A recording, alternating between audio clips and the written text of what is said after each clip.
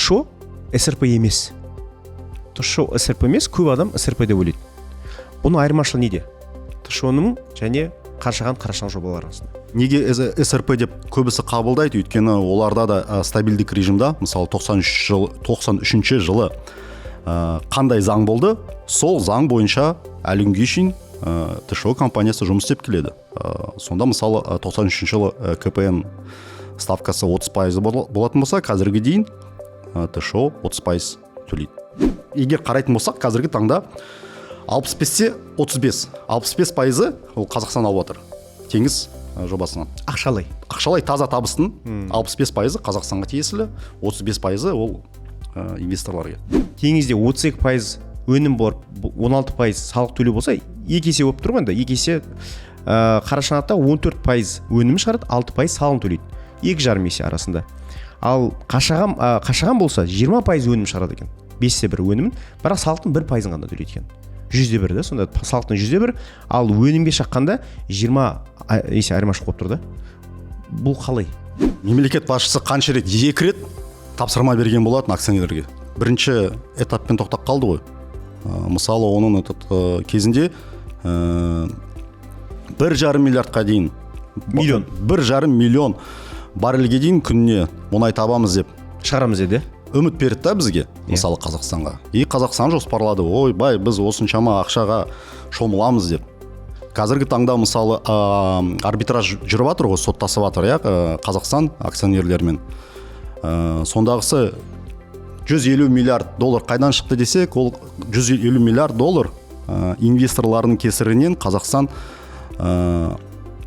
пайда көре алмаған ақша, қаражат. Қазақстан тек қана арбитраж соты емес, мысалы экологиялық айыппұл салып жатыр ғой. 5 миллиард доллар айыппұл салды. Қашағанға күкіртті өзінің керекті мөлшерінен көп сақтадыңдар деп 5 миллиард долларлық айыппұл тағып отыр да. Егер қарайтын болсаңыз, бұл дүниежүзі бойынша мұнай-газ компанияларын ең үлкен айыппұл салығы.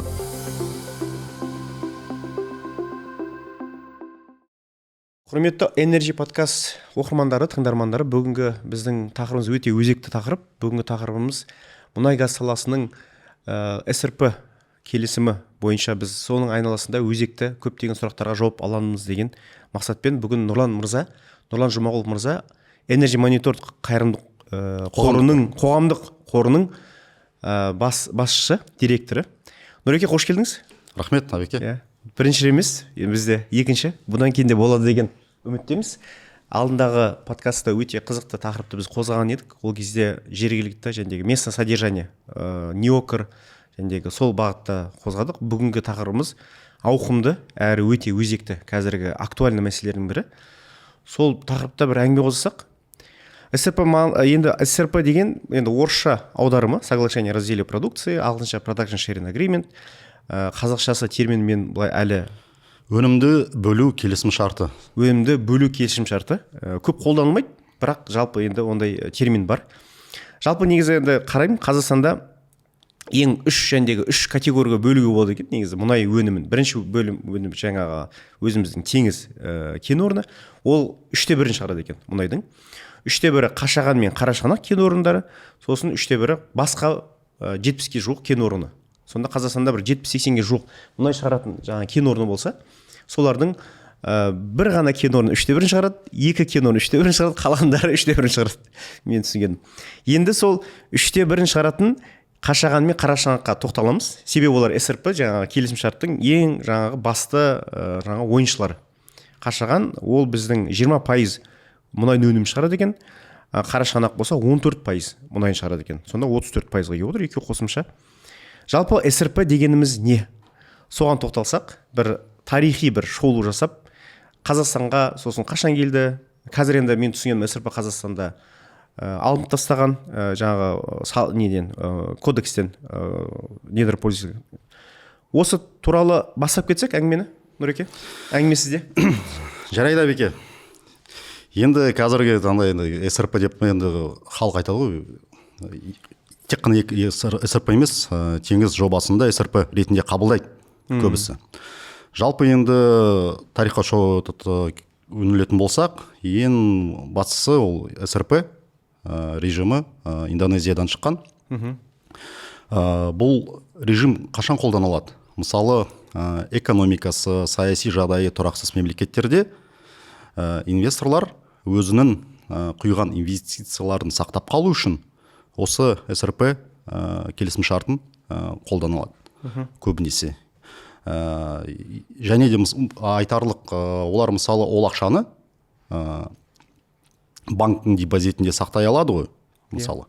Өйткені білмейді, ол мемлекеттің болашағы қандай болады деген сияқты.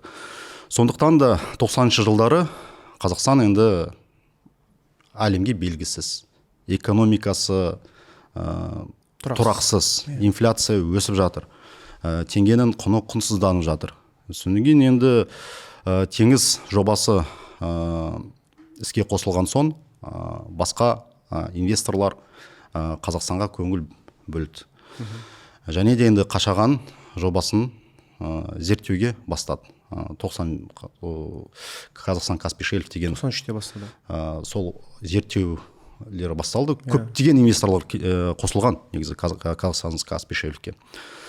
Содан кейін енді теңізде ешқашан Қазақстан мұнай өндірмеген болатын, Ресейде өндірмеген болатын ол уақыттары. Кеңес одағында еш өндірілмеген де мұнай сонда. Енді Түркменстанды білмеймін енді.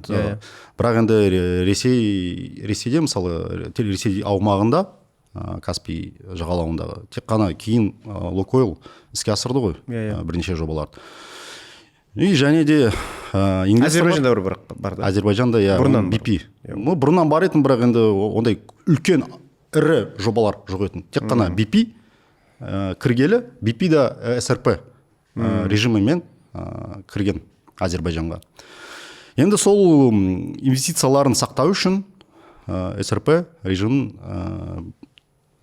мен келісім шарт жасасқан болатын. Және де сол жылы Қарашығанақ жобасына СРП моделі бойынша 40 жылға келісім шарт қойылды.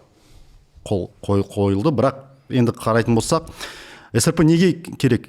Толық зерттелмеген, көп инвестиция қажет ететін мұнай газ кен орындарына қажет. Бірақ енді тарихқа үңілсек, ол кезде Қарашығанақ жобасы дайын болатын. Кезінде Совет одағында Қазақгаз дейтін компания бар етін. Қазіргі Қазақгаз емес енді. Бұрынғы атау Қазақгаз, ол конденсат шығаратын, шикі газы Орынборға жіберетін. Негізі дайын жер қойнауы болатын. Тіпті да қазіргі таңда мен барған чехиялық вахталық қалашық сол кеңес одағында құрылды ғой. Әлі күнге шейін жұмыс істеп жүр, әлі күнге шейін сояқта тамақтанады, сояқта жатады. Чешский городок деймін. Чешский городок. Негізі дайын оған мысалы СРП режимі керек емес деп ойлаймын өз басым. Тіпті мысалы қарасаңыз, Қазақстанның үлесі болмады ғой басында. Эни мен енді BG болды. BG групп болды, соң BG сүнген Shellға сат жерді, солар болып қалды. Неліктен Қазақстан кірмеді? Өте үлкен сұрақ. Негізі дайын асқа ие болды десеңші, кәдімгідей. Бір ас дайындау керек емес еді деген, тамақ болды, оны бөліп алды дегендей. Енді мен түсінгенім, СРП 97 жылы қойылды. Жаңа Қарашығанақ жобасы бойынша, одан кейін Қашаған жобасы бойынша. Яғни 97 жылы бірден 2 кен орнына қол қойылды СРП. Одан кейін барып басқа да кен орындар болды. Бірақ майда, жаңа Дунга деген кен орны бар, орташа, одан кейін басқа да майда кен орындар бар. Яғни бір 10-ға жуық бір СРП қол қойылған бізде кен орны бар. Бірақ оны 2009-10 жылдар алып тастады. Біздің жаңағы өзіміздің заңнамадан. Сол заңнаманы алып тастағанда қазір Қазақстанда неліктен, яғни біз СРП-ге мұқтаж емеспіз ғой деген сөз ғой, 2010-нан бастап түсінгенім. Қазір енді жаңа жобаларда СРП жүрмейді, тек қана концессия жүреді, түсінгенім. Қазіргі таңда модельдік келісім шарт дейді, 25 жылға беріледі. 40 жылға емес бұрынғыдай да? Жоқ, 40 жылға қазіргі таңда егер де күрделі жобалар болатын болса, мысалы жер астындағы қысым қысым деңгейі өте жоғары болса, мысалы Каспий теңізіндегі жобаларға 40 жылға дейін мерзімге келісім шарттар беріледі. Бірақ енді онда модельдік кәдімгі біздің кәдімгі салық бар ғой қазіргі таңда. Қазақстан заңы бойынша салықтар төленетін болады. Өзгерістерге мысалы 97 жылы салық қандай болды ставкасы? Сонымен төлеп келе жатыр ғой. Мысалы қазір салық өссін, бірақ олар ескі салық жоба несімен төлейді? Ескі тарифтермен төлейді. Сол ғой енді олардың енді білмейді ғой болашақта 10 жылда, 20 жылда Қазақстанның экономикасы қалай болады. Сол үшін олар өздерін гарантия қалу мақсаты. Гарантия, енді орысша айта берейін, обезопасить етеді, өзінің құйған инвестицияларын сол үшін. Ал енді сол 2009-да Қазақстан бас тартты СРП моделінен. Жалпы енді 13 тақты СРП келісім шарттары болған. Көбінесе ол Каспий теңізіндегі жобалар, Жамбыл, Петролиум, Құрманғазы, Сатпаев. Енді көбісі ойлады ғой, Қашағанда үлкен мұнай табылған соң, ойбай, Каспийде біз екінші Қашаған табамыз деп. Өте мықты жарнама болған негізі. Көптеген инвесторлар келді, бірақ енді үлкен мұнай өкінішке орай таба алмады. Бәрі енді келді ол кезде. Қашаған сол жылдар ең үлкен 40 жылда ашылған кен орны болатын да. Енді дүние жүзіне кәдімгі айқарғыдай үлкен бір не болды, ашылған бір жаңалықтай болды. Енді мынандай маған келсек, енді бізді жәндегі айтқанымыздай мұнай өнімінен 3/1 дедік. Қашаған 3/1 теңіз кен орны. Теңіз кен орнында мысалы салық бойынша 16% төлейді екен. Теңіз кен орны осы соңғы 10 жылда бәлкім Қазақстанда бірінші болып тұрған салық төлеуші. 16 ол жалпы мемлекеттің кірісінен қамтамасыз етеді. Мұнай газ компанияларының салығын қарайтын болсақ, кемінде 40% теңіз жобасы береді. Теңіз жобасы төлейді. Яғни енді айналып келген кезде жартысын төлейді теңіз ғой, почти. Ал енді Қарашығанақ қарайтын болсақ, Қарашығанақ 14% мұнай өнімін шығарады Қазақстанда, бірақ 6% салық төлейді. Сонда мысалы теңізде 32% өнім бар, 16% салық төлеу болса, екі есе болып тұр ғой енді. Екі есе Қарашығанақта 14% өнімін шығарады, 6% салығын төлейді. 2,5 есе арасында. Ал Қашаған болса 20% өнім шығарады екен. 5/1 өнімін, бірақ салықтың 1% ғана төлейді екен. 100/1 да, сонда салықтың 100/1, ал өнімге шаққанда 20 есе айырмашылық болып тұр да. Бұл қалай? Енді келісім шартты қыр-сырын талқылайық. Мысалы, инвесторлар келді ғой. Қашаған жобасы бойынша енді жалпы енді инвесторлардың айтуы бойынша 60 миллиард доллар құйды инвестицияны. 97-тен бастап. 2013-ке дейін ба, 2015-ке дейін 60 миллиард доллар шамасында құйды. Енді ол ақшаны қалай қайтарады? Олар ақшаны өнім арқылы қайтарады. Сол мұнай, газ, күкірт, әр акционердің үлесі бойынша соны қайтарады. Ол жақта 80-20. 80, мысалы қазіргі таңда 18 миллион тонн жылына мұнай өндіреді, соның 80% ол шығындарға кетеді. Қайтару. Шығындарға кетеді, ол акционерлердің. Бірақ сол шығындар негізі қазір 60 миллиард дейміз ғой. Бірақ пайызбен есептеген кезде, мысалы Либор плюс 2,5% етін, қазір енді Либор жоқ, бірақ енді орташа есеппен бір 5% дейікші.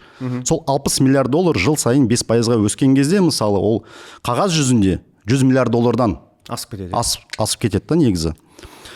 Сондықтан енді жыл сайын өндірілген мұнайдың 80% шығындарды қайтаруға жұмсалады, ал қалған 20% ол мемлекетпен акционерлерге бөліседі.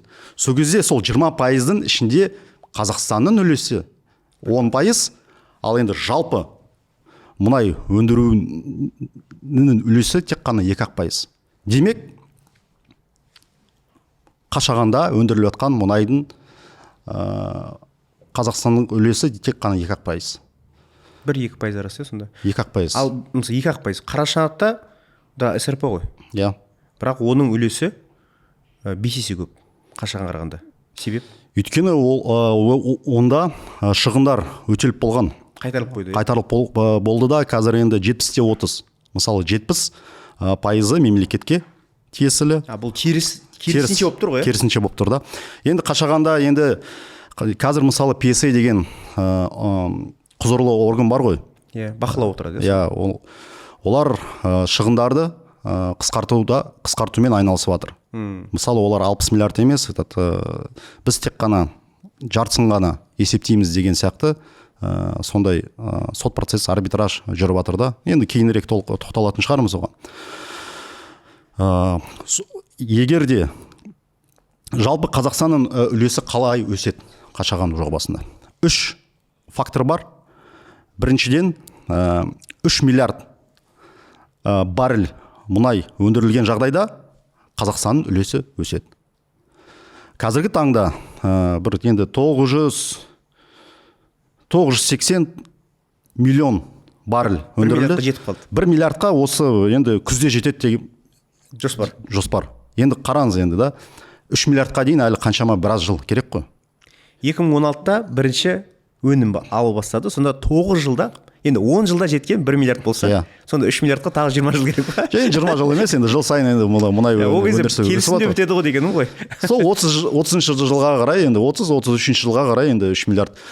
Бұл енді бірінші шарты, екінші шарты енді уровень рентабельности дейді. Әр жобаның уровень рентабельности бір өзінің деңгейіне жеткен кезде Қазақстан үлесі өсу мүмкін. И және де үшінші критерий, құйған шығындарын инвесторлар қайтарған жағдайда, пайыздық мөлшермен сол кезде Қазақстан үлесі өседі. Және де бұл жақта енді қараңыз, тек қана Қазақстанның үлесі емес, бұнда мұнайдың бағасына байланысты роялти да төленеді негізі. Ол мұнайдың бағасы қанша? 45 доллардан жоғары болған кезде, мысалы, барреліне 2,5%-бен өсе береді, 12,5%-ға дейін мұнайдың бағасы неғұрлым көп болса, соғұрлым роялтидің мөлшері көбейеді. Бұл қосымша 2008 жылы енгізілген салық болып отыр да. Өйткені 2008 жылы Қашағанның келісім шартын өзгерткен болатын. Өйткені оның бюджеті өсіп кетті. Енді PSA құзырлы орган дейміз ғой енді. Мемлекет тарапынан рұқсат керек болатын бюджетті өсіру үшін, және де сроки мерзімді өсуге болатын. Өйткені олар енді 2008-2010-да өнім беру керек болатын ғой келісім шарт бойынша. Және де сол кезде келісім шарт мерзімі тағы да 4 жылға өсті 2008-де. Сол кезде 2008-де енді Қазақстан енді ұтылмау керек қой. Сол үшін енді олар банктық пайыздың, либордың мөлшерін бір 0,5%-ға түсірді, және де осы роялтиді енгізген болатын. Алдына роялти болмаған да келісімде? Болмаған роялти. Сонда бұл келісімде роялти да болмаған, либор 2% болған. Либор 3 болған. 3% болған. 3 болған, либор плюс 3.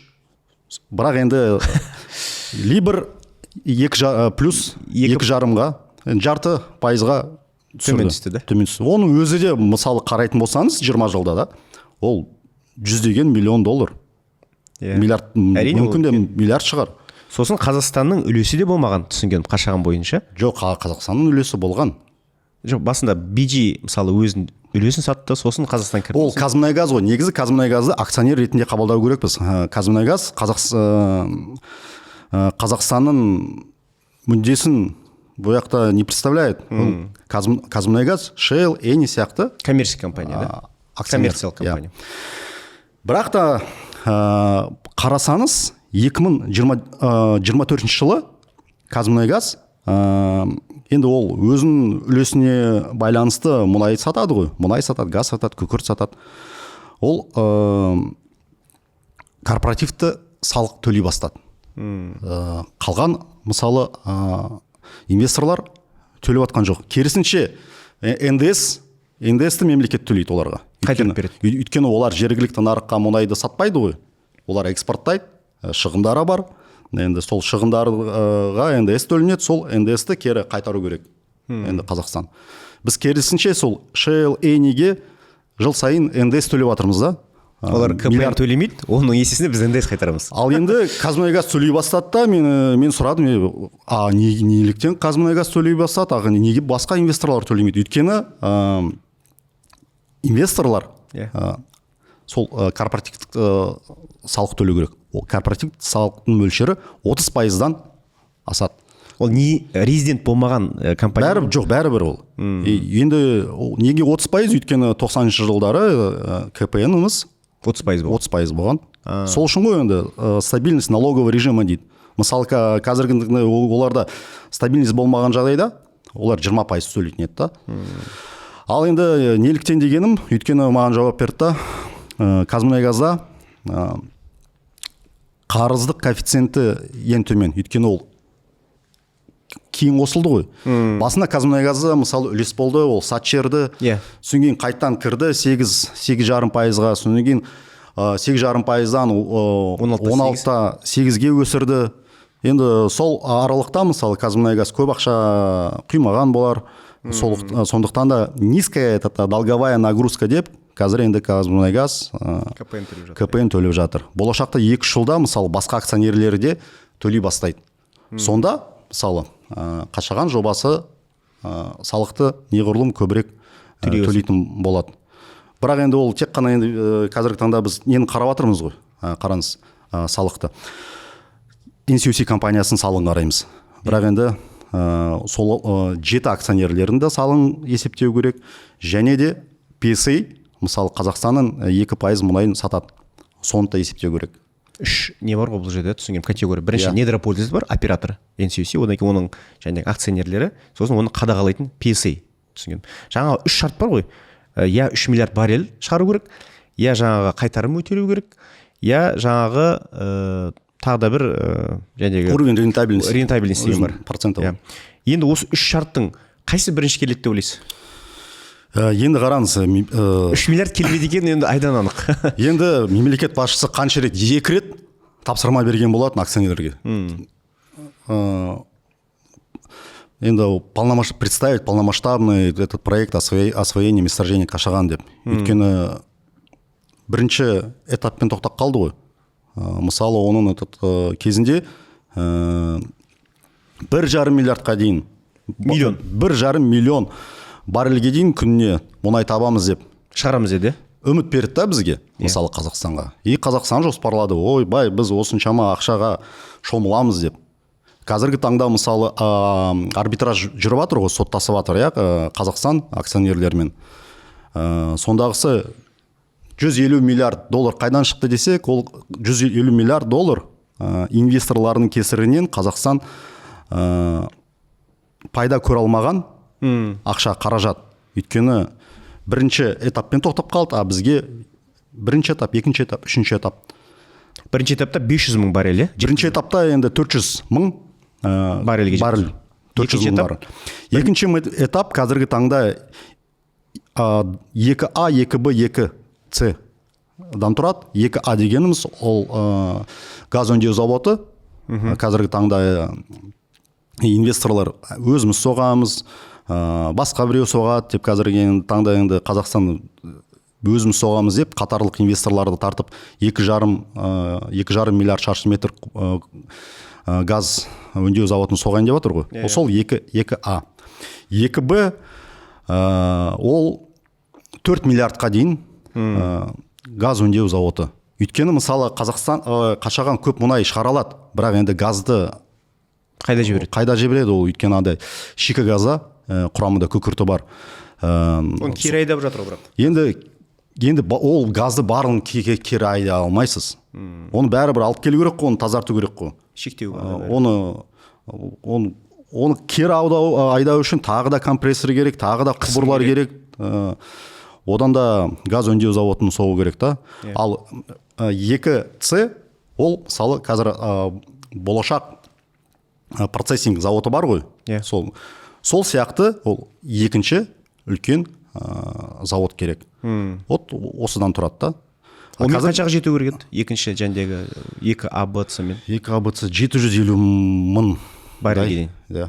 Қазіргі теңіз мұнай өңдеу несіне жету керек қой? Енді қазіргі теңізде 900 мың баррель болды ғой. Бәрібір көп тақ теңізде. Үшінші этабы? Үшінші этабы енді ол 1,2 миллион баррель. 1,2 миллион баррель. Бірақ 1,5-ға дейін жетсем деп айтты кезінде. Кезінде сондай әңгімелер болды. Қазақстанда қазір 2 миллион баррель күнде мұнай шығарсақ, оның қазір Қашағанның үлесі 400 мың баррель болса, егер Қашаған толық енгізген кезде біз 3 миллион баррельден де өсіп кету керек еді ғой біздің мұнайды шығаратын. Сонда біз бір Біріккен Араб Эмиратының бір көлемінде мұнай шығаратын бір ел болуымыз керек қой негізі. Бірақ соны шығара алмаған үшін содан жәндегі упущенная выгода ғой негізі, сол 150 миллиард доллар болып тұрды Қазақстанның соттасып жатқан жәндегі көлемі, мен түсінгенім, иә. Енді бұл қосымша андай. Сіздің сұрағыңызға жауап берейін. Қай осы 3 фактордың қайсысы тезірек болады деген. Ол тезірек болатыны неғұрлым инвесторлардың шығыны қайтарылатын болса, соғұрлым Қазақстан үлесі өседі. Сондықтан да PSA деген компания, құзырлы орган 13,5 миллиард долларды шығын ретінде ескермейміз деді. 2010-нан бастап 2019-ға дейін 10 жылдық 13,5 миллиардты біз ескермейміз деп отыр Қазақстан. Енді 2010 жылға дейін де шығындар бар ғой, онда да бірнеше миллиард доллар бар. Және де 2019-дан кейін де қаражаттар бар, оларды Қазақстан мысалы ескермейтін болады. Жалпы енді былай қарағанда бір 20 миллиард доллар шығар, 60 миллиард доллардың 20 миллиардын Қазақстан мысалы айтады. Сендер дұрыс жоба болмады, кеш бастадыңдар, сендердің кесірінен мысалы 2013 жылы 2 жылға мұнай өндірілмеді, құбырды жаңарттыңдар, сол ақшаны біз қайтармаймыз дейді. Ол мысалы егер Қазақстан ұтатын болса да арбитражда кемінде бір 20 миллиард доллар мысалы ескермейтін болады да, сол кезде инвесторлардың таза құйған ақшасы 60 миллиард емес 40 миллиард болады. Сол жақсы да мысалы. Сондықтан да Қазақстан қазір күресіп жатыр инвесторлармен. Енді инвесторларда мүмкін сондықтан болар екінші фазаға мысалы ақша құйғылары келмей жатыр да. Өйткені қазіргі таңда олар ақша әлде жоқ, инвестиция құймай жатып пайда тауып жатыр да мысалы. Иә. СРП-ның несі жаңағы. Иә. Енді сол 40 миллиардға түскен күнде де, жарайды 40 миллиардқа енді қанша түссе де, үшінші фактор ақшаны тез қайтарып, Қазақстанның салық төлеу үлесі көбею қай жылға жоспарланады деп ойлайсыз? Енді мен білмеймін ғой. 2030-дан кейін ба жобамен, иә, түсінгенім. Сондай шығар. Енді ол қыр-сырын айтпайды ғой. Иә. Арбитраж мысалы ол бірнеше жылға созылуы мүмкін да. Бірнеше жылға созылуы мүмкін. Ол да бар. Бірақ енді мен сұрауым білуім бойынша инвесторлар осы 2 жылда КПН салығын төлейтін болады. КПН салығын төлейтін болады. Төлей бастайды, иә? Иә, төлей бастайды. Жаңа енді неге келетін болсақ, мемлекетпен, PSA құрылыс органмен және акционерлер арасындағы дау ғой енді. 13 миллиард па ол, 20 миллиард па енді ол уақыт көрсетеді. Оның жаңа 2013-те негізі бірінші Қашағанның үнемін шығара бастаймыз деді де, сол кезде құбырда проблема болды. Мұнай жаңағы жөнелтетін, сол мұнай құбыры Қашағанның кен орнына арналмаған деп айтты. Жаңағы күкірті көп қой құрамында. Күкіртке қарсы емес құбыр болған үшін ол желініп кеткен де, сондықтан оны ауыстырды. Соны ауыстырған үшін Қашағанның өнімі 3 жылға шегерілді. 2016-тан басталды, себебі ол құбырды толықтай жаңарту керек болды. Яғни оның бәрі қосымша және осы жылдарға қарайтын болсақ, 2014-тен бастап мұнайдың бағасы түсе бастады. Сондықтан бізде жаңағы девальвация да болды, өнімде көбейген жоқ. Яғни біз Қашағаннан күткен өнімді 2013-те емес, 2016-та алған үшін біз 80 миллион тоннадан аса алмадық негізі. 80 миллионнан төмен болды. Қазір енді 90 миллионнан жоғары көтеріліп жатыр. Сондықтан оны да ескерген жөн деп ойлаймын да. Енді мына жерде біз енді неге келетін болсақ, затраты дейді ғой, жаңағы қанша ақша жаратылған. Енді бір кішігірім бір не жасадым, анализ. Қарашығанақта 27 миллиард ақша жаратылған дейді осы күнге дейін, енді жобамен. Оның өнімі 250 мың баррель күніне мұнай шығарады. Қашаған болса 60 миллиард жаңағы біздің айтылған ақша енді жобамен 400 мың баррельден көп. Ал теңіз жобасында осы күнге дейін жобамен 100 миллиардтан көп ақша жаратылған дейді. 110 миллиард. Теңіз кен орнында қазір 900 мың баррель мұнай шығады. Былай келетін болсақ, бағамен мұнайдың шығаратын нелері тепе-тең келеді негізі. Тек қана бұл жерде сұрақ теңіз жобасы мен Қарашығанақ жобасында олар ақшалай құйылған ақшаларын қайтарылып алған, Қашағанда қайтарылмаған. Бірақ бұл жерде келетін болсақ, осы бір сұрақты талқылап жүрсек, ТШО СРП емес. ТШО СРП емес, көп адам СРП деп ойлайды. Бұның айырмашылығы неде? ТШО-ның және Қарашығанақ жобалары арасында. Енді ТШО мысалы кезінде ол бірлескен кәсіпорын болды ғой. Қазақстан мен Шеврон 50-50 бірлескен кәсіпорын болған. 93 жылы мысалы енді салық, енді оларда неге СРП деп көбісі қабылдайды, өйткені оларда да стабильдік режимда, мысалы 93 жылы қандай заң болды, сол заң бойынша әлі күнге шейін ТШО компаниясы жұмыс істеп келеді. Сонда мысалы 93 жылы КПН ставкасы 30% болатын болса, қазірге дейін ТШО 30% төлейді. Мысалы да. Және кезінде экологиялық мысалы айыппұлдар болмағанда, мысалы экологиялық айыппұлдарды ТШО компаниясы шығын ретінде көрсетеді. Өз қалтасынан төлемейді, жалпы компаниядан мысалы шығын ретінде. Сондай сияқты факторлар көп, сондықтан да көбісі енді СРП ретінде жатқызады. Өйткені мұнай газ саласында болсын, бүкіл шығындарды мысалы төлеген төлемдері мысалы шығынға. Енді кәдімгі енді тоғы ғой мысалы. Табыс бар, шығыс бар, соның арасындағы КПН 30%-бен төленеді. Кәдімгі біздің тоғы сияқты, бірақ енді стабильдік салық режиммен төленеді. Жалпы сол. Бірақ енді біздің енді Қазақстанның үлесі басында 50 болды, 25 болды, соңын 20%-ға азайды ғой. Сатып жіберді, Қазақстан үлесін түсінген. Үлесін сатты, өйткені енді бірлескен енді кәсіпорын болған соң мұнайды қалай тасымалдаймыз деген сұрақ туды да. Қазақстан тасымалдауға мүдделі болатын, енді Ресеймен келісім сөздер жүргізуге, бірақ Қазақстанда ақша болмады. Содан кейін кезінде Оманнан инвесторлар құбырға ақша береміз деп құбырға инвестиция бірінші тартты, КТК соғылды, бірақ енді соған ақша керек болды, Қазақстан өзінің үлесін сатып жіберді. Содан кейін Лукойлға енді Ресей арқылы өтіп жатыр ғой. 5%-ын саттық. 5%-ға енді саттық. Енді сондықтан 20% болып қалды да. Былай егер қарайтын болсақ, қазіргі таңда 65-те 35. 65% ол Қазақстан алып жатыр. Теңіз жобасынан. Ақшалай таза табыстың 65% Қазақстанға тиесілі, 35% ол инвесторлар тиесілі. Жалпы. Енді бұның ішінде Қазмұнайгаздың да дивидендтері бар, соны ескереміз. Бірақ енді қазір ПБР-ге 48 миллиард доллар жұмсалды ғой. Енді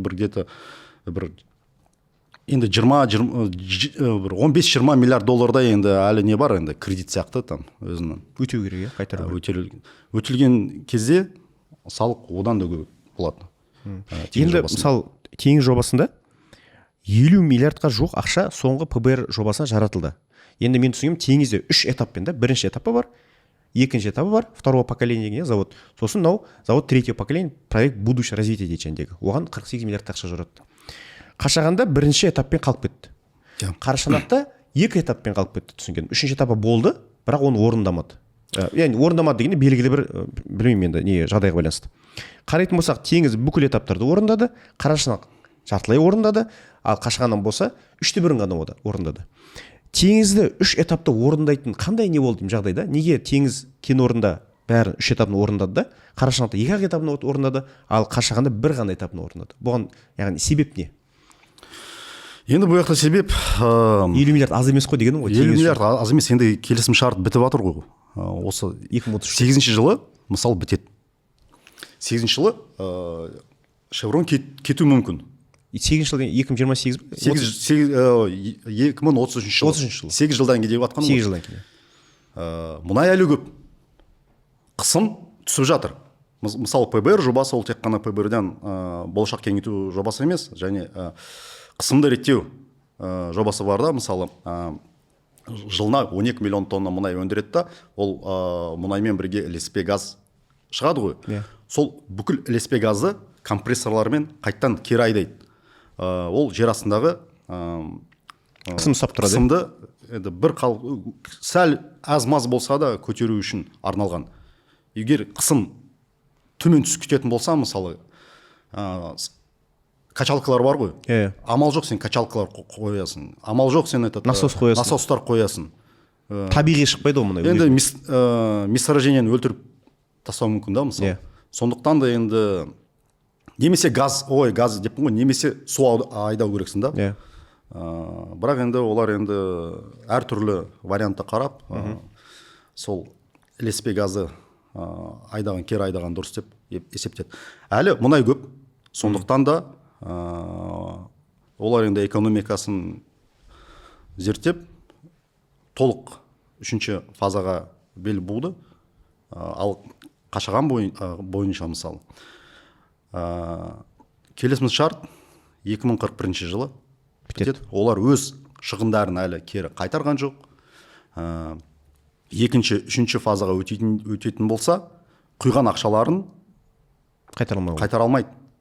Мен сізге айтайын, 2014 жылы Exxon компаниясы мен Shell компаниясы Назарбаевқа кіреді. Қазір ол 7 акционер ғой. 7 акционер бірігіп, бір операторса NCUC деген оператор. Shell мен ExxonMobil бірлескен операторлық режимін сұрайды. Біз келісіп, мысалы Қарашығанақта қазір бірлескен операторлық қой, Eni мен Shell 3 жыл сайын ауысып отырады да. Сол сияқты біз басқарайық деді. Біз екінші фазаға ақша бөлеміз, тіпті үшінші фазаны қарастыруымыз мүмкін, бірақ бізге келісім шартты 20 жылға ұзартыңыз деген приложение жасайды. Бірақ енді ол кезде Назарбаев мырза, президентіміз, сендер бірінші мұнайды дұрыс қалыпқа келтіріңдер, соңын сөйлесеміз дейді. Енді жақсы жері ұзартпады да 20 жылға. Ол кезде әлі мұнайды шығармаған кез ғой. Ол кезде проблема болды ғой, анау. Құбырды ауыстырып жатыр, әлі қашан шығатынын белгісіз. Ал Қарашығанақ жобасы бойынша білмеймін енді, олар енді негізі үшінші фаза бойынша газ өңдеу зауыты салыну керек. Келісім шартта жазылған. Егер үшінші фазаға өтетін болса, газ өңдеу зауыты салыну керек деген сияқты. Сол үшін үшінші этапқа олар өтпеді. Жоқ, олар екінші этапты ұзартып жіберді да. Жаңа компрессорлар соғып, бірнеше қазіргі таңда қанша 6-7 компрессорма кері газ айдайтын. Мысалы, олар қанша 18-19 миллиард текше метр газ жыл сайын өндіретін болса, оның 65%-ын кері айдайды. 65%-ын кері айдайды да, мысалы. Ол газды не шығарып өңдеуге болатын еді. Бізде қазір газ дефициті бар. Бірақ енді Қарашығанаққа келеміз газ өңдеу зауытында. Мына теңізді мысалы жарайды. Теңіз 3 этаптың лицензия уақыты келген үшін олар асығып жатыр да.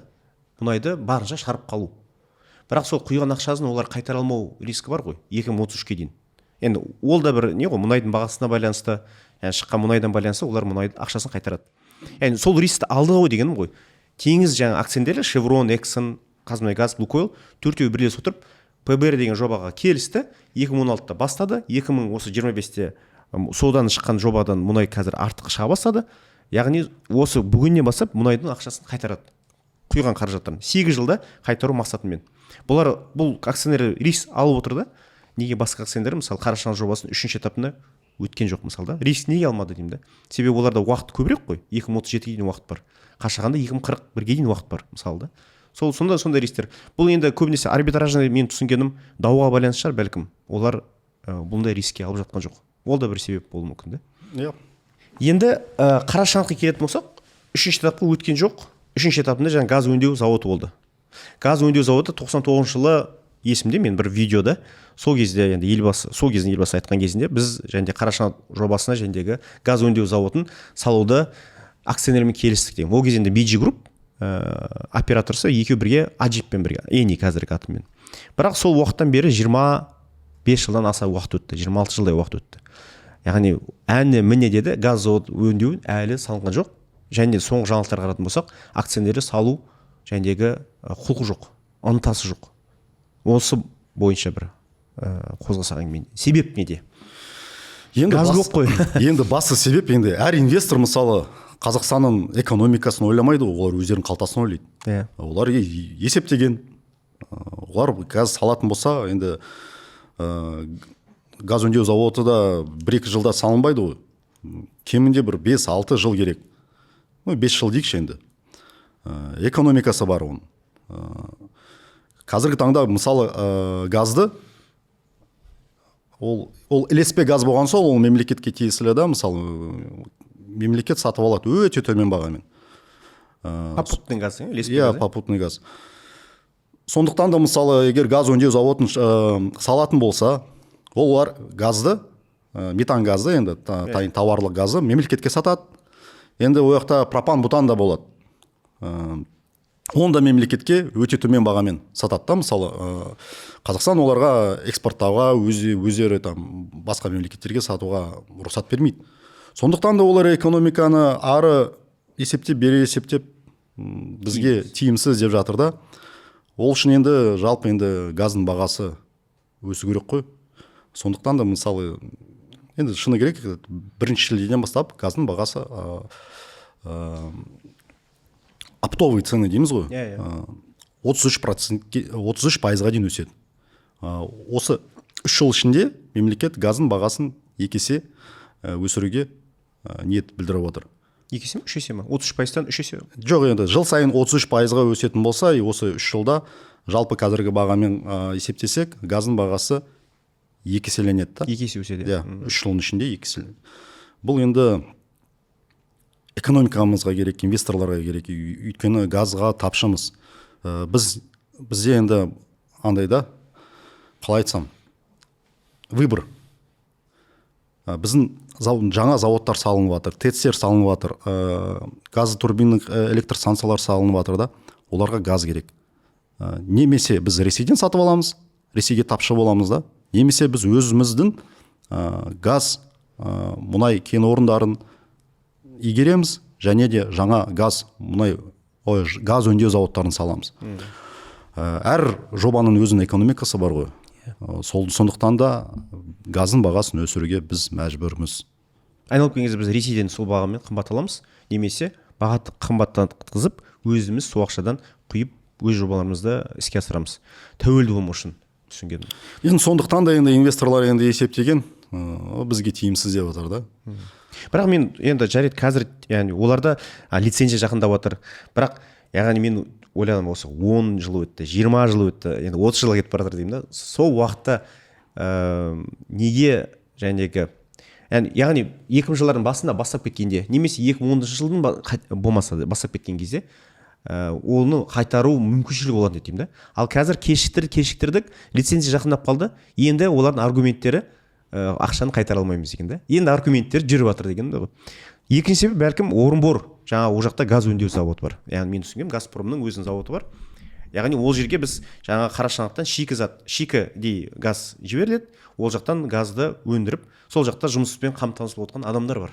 Мен түсінгенім, яғни Газпром да, яғни Ресей жақтан да негізі белгілі бір жерде қарсылық бар, қарамайшылық бар. Жаңағы газды бізге шикеде жіберіңдер, біз сонда жұмыспен қамтамасыз, сол газды біз өзіміз өндіріп, Еуропаға сатайық, немесе өзіміз ішімізге сатайық дегендей.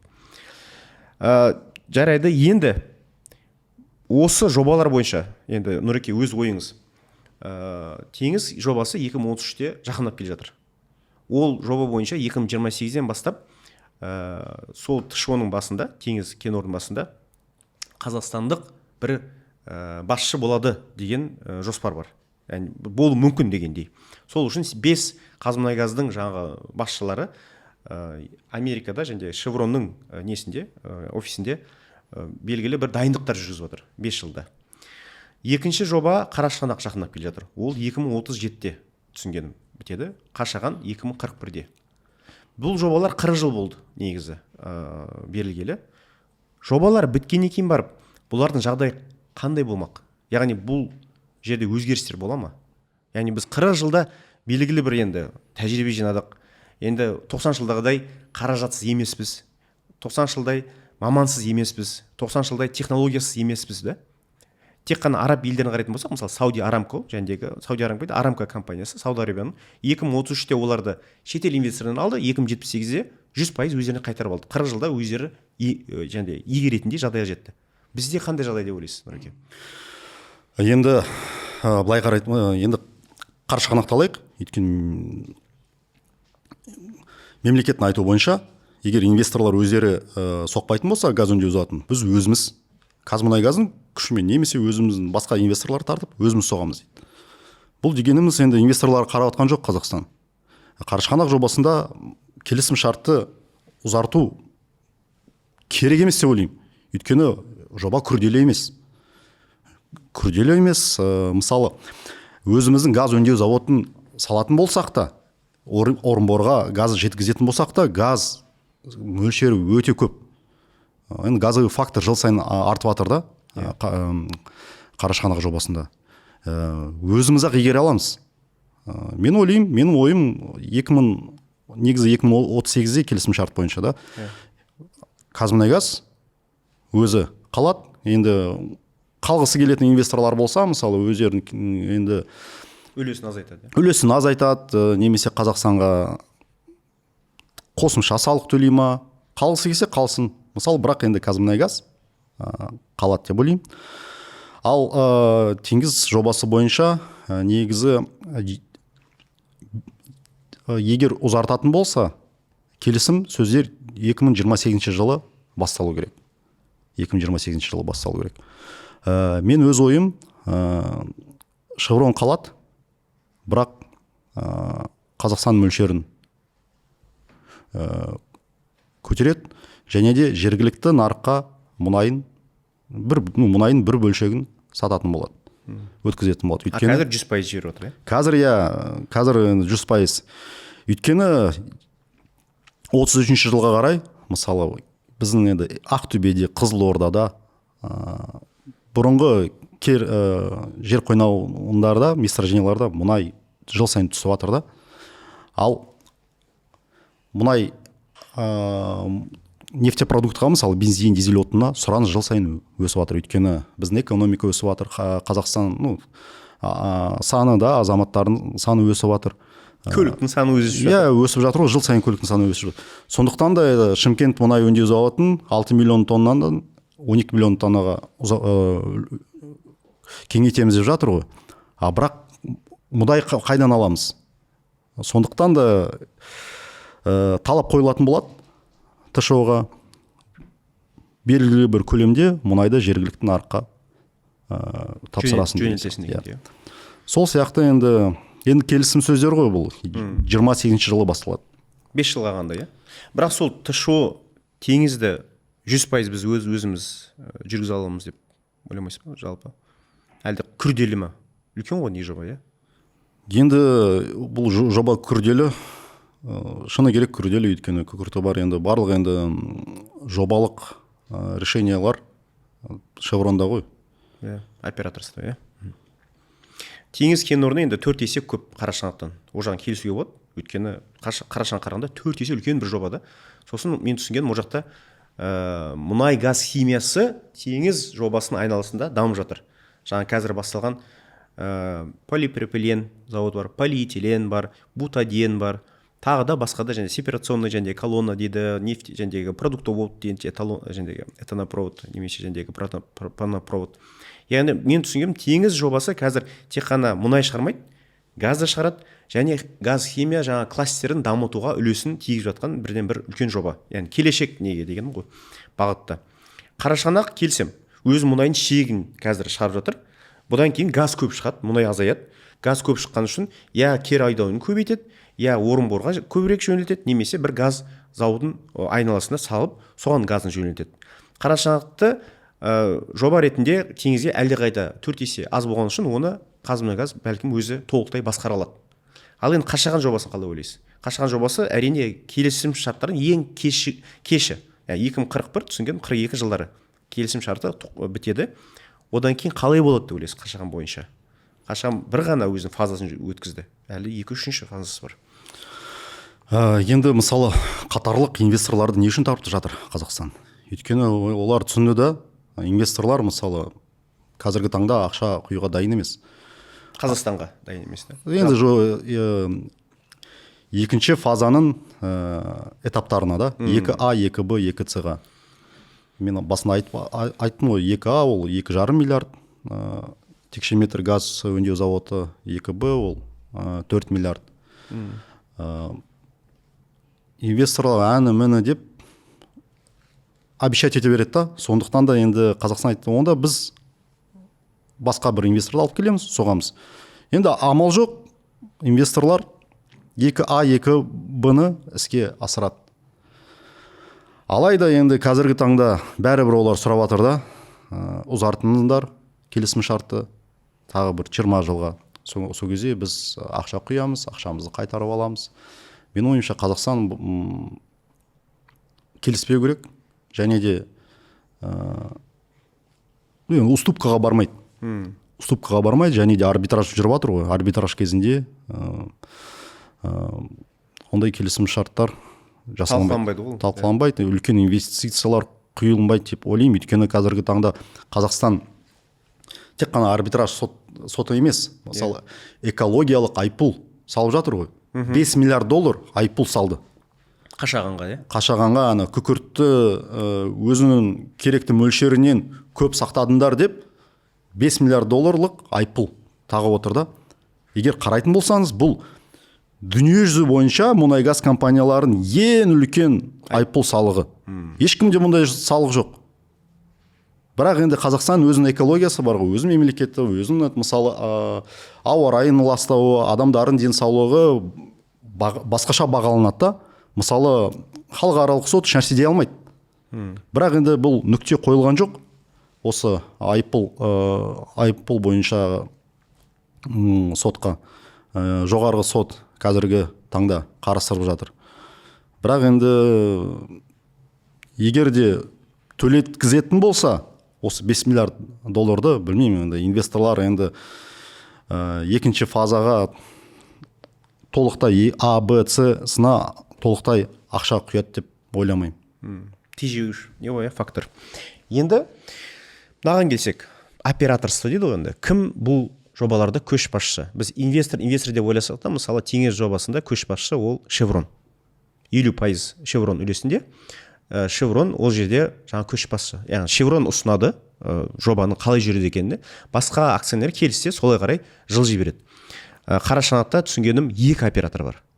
Жаңағы бұрында BG болды, қазір Shell сатып алды оны, сосын Ajip қазіргі Eni. Ajip 90 жылдар болды, қазір Eni болды. Екеуі кезекпен жүргізіп отырады. 3 жыл сайын ауысып отырады, мен түсінгенім. Яғни бұл жерде газ өңдеу заводына да мысалы қарсылық білдіріп отқан негізі осы 2 инвестор операторының біреуі ғой негізі, немесе бірге. Басқалар көбінесе, яғни қосымша. Бірақ кім екен оны бір кейін білеміз. Ол бір сот жүйесі. Енді Қашаған келетін болсақ, 7 инвестор бар. Ол жерде көшбасшы кім? 7 инвестор, яғни қарсы болған кезде олардың арасында 7-еу де қарсы емес шығар. Оның ішінде Қазмұнайгаз да бар, оның ішінде Қытай инвесторы да бар, жаңағы Жапон инвесторы да бар, Европалық компания бар, Америкалық компания бар.